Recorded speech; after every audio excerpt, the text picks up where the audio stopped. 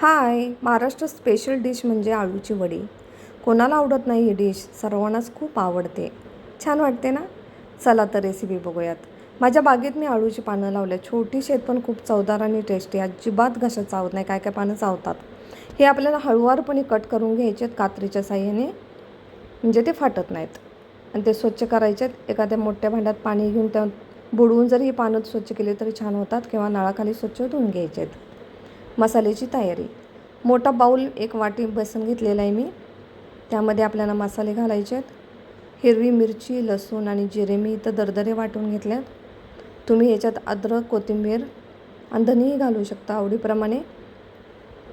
नंतर या पिठात ते ॲड केलं मी मसाला, सुके मसाले, चवीनुसार मीठ, हळद, धने, जिरे पूड, गरम मसाला आणि महत्त्वाचं म्हणजे सफेद तीळ. आपल्याला हे पीठ चिंचगुळाच्या पाण्यात मळून घ्यायचं आहे. जास्त लूजही नाही आणि जास्त घट्ट पण नाही, मिडियम ह्याच्यात घ्यायचं आहे, म्हणजे पानांवरती ते पीठ छानपैकी चिटकून राहतं. थोडं घट्टच असावं. अशा थापून घेतलं की छान होतात त्या वड्या. हे बघा, थोडंसंच पाणी घ्यायचं आहे, जास्त घ्यायचं नाही आपल्याला. हे बघा, असं घट्ट जरा असावं.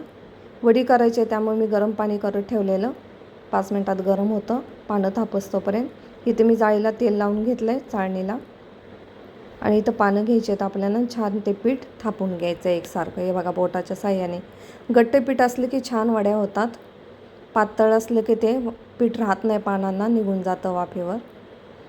आपल्याला 4 ते 5 पाने एकावर एक ठेवून छानपैकी हे पीठ थापून घ्यायचं आहे. हे बघा, घट्ट पीठ असलं की छान वडी होती. शिजल्यानंतर पण छान होते आणि फ्राय केल्यानंतर अजिबात पीठ वगैरे बाहेर येत नाही तेलात पण. छोटी पानं आहेत पण छान वड्या तयार होतात. मोठी असेल तर ह्याच्यापेक्षा छान होतात. तुमच्याकडे जे उपलब्ध आहेत ते तुम्ही पानं घेऊ शकता, बाजारात किंवा घरात असतील ते. छान फोल्ड करायची आपल्याला ही वडी एकसारखी. हे बघा, म्हणजे बाहेर पीठ येत नाही.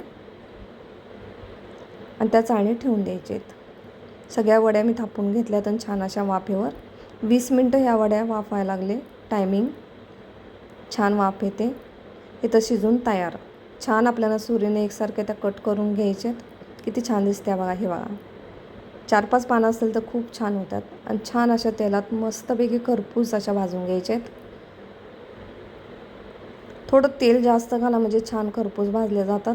कमी तेल असलं की थोडंसं चिकटतात आणि व्यवस्थित त्या आतून भाजले जात नाहीत. तुम्हाला माझी रेसिपी कशी वाटली, आवडली का, समजली का, ते कमेंट बॉक्समध्ये कमेंट करून नक्की सांगा. शेअर करा, लाईक करा. मस्त खावा, स्वस्त राहावा. आणि जिभेचे चोचले या चॅनलला सबस्क्राईब करायला विसरू नका.